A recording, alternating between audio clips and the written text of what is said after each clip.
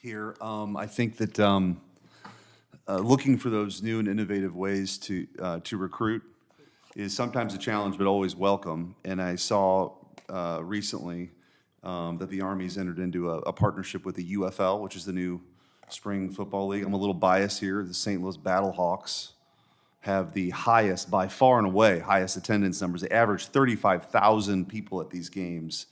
And so I think that's a smart way to reach a new audience. I think there's going to be a lot of opportunities there. Can you walk me through how this kind of came to be and what you expect from it? Sure, Senator. And I agree with you. We do think it will be a good audience. People love watching football. I'm at the top of that list.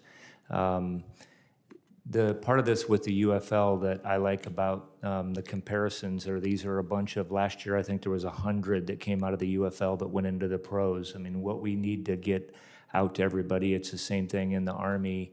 You can come into the Army and you can accelerate your life. You're going to advance your life. And so they were interested in this partnership with us, and we studied it with our marketing agency, and we're in a one-year agreement to see how this works. But so far it's been really good, and we've had troopers telling their stories at every one of these games across all compos. I'm sure we've had soldiers out there on the sideline doing that, which I think is great. That's good. Yeah, maybe we'll have to follow up and get you a T-shirt that "Call is the Law," which is the call is for the Battlehawks. Anyway, all right. So, Secretary Wormuth, I do want to ask you a question. Enjoyed our visit at Fort Leonard Wood. I guess it was around a year ago. It was in August, maybe. As you know, in last year's NDAA, it required certain criteria and certifications be made by you before the Army can relocate the Army CID, Special Agent Training Course, or any of its training cadre. Despite that, our office has learned recently that the Army is already in the midst of a comprehensive overhaul of CID training and composition.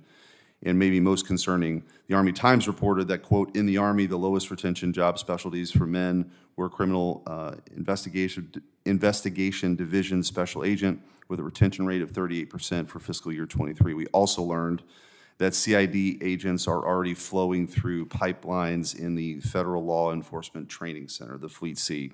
So this was one of the things that we were trying to address in the NDAA. And it feels like, and I'd like for you to maybe give some explanation, it feels like this is an effort to get around the law, because there's supposed to be a process before what appears to be happening is actually happening. So I wanted to give you an opportunity to walk me through this, because it feels like a workaround. Certainly, Senator Schmitt. We do not want to try to do a workaround. I think, as you know very, very well, we are in the process of transforming the Criminal Investigative Division, and it is our intent to have 60% of those agents become civilian. That's a big change, and I think I'm not intimately familiar with the retention statistics for CID, but I think part of what you're seeing a little bit is change is hard. I'm certainly aware, I know that there is some anxiety from our uniformed folks about the transformation. But we want to comply with the law, and what I'd like to do is make sure that we have Director Ford come and brief you on how he is proceeding. Certainly we continue to plan to have our MPs and agents train at Fort Leonard Wood. There is also, I think, some training they're doing with FLETC, but what I'd like to do is have Director Ford come and talk with you in detail about what they're doing. Okay, let's do that, because that's a very important role that Fort Leonard Wood plays. And I think one of the reasons why we wanted to make sure before there's any real change that it's a real process, and it appears as though maybe some things are being moved away, whether it's without those certifications or not. So we'll work with you on that and look forward to that briefing. Thank you, Mr. Chairman.